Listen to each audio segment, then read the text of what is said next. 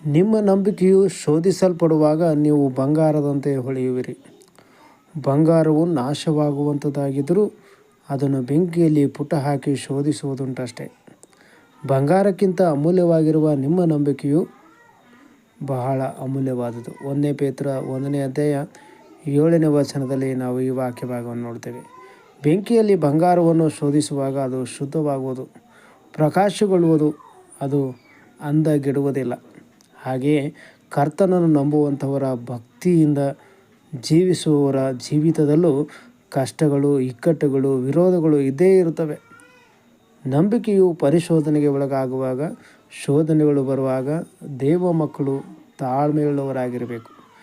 ತಾಳ್ಮೆಯು ಸಿದ್ಧಿ ಹೊಂದುವಾಗ ಶಿಕ್ಷಿತರು, ಸುಗುಣಶಾಲಿಗಳು ಆಗುತ್ತೇವೆ. ಇದೇ ಕರ್ತನಿಗೆ ಮೆಚ್ಚುಗೆಯಾದದ್ದು. ಕ್ರಿಸ್ತ ನಂಬಿಕೆ ಎನ್ನುವುದು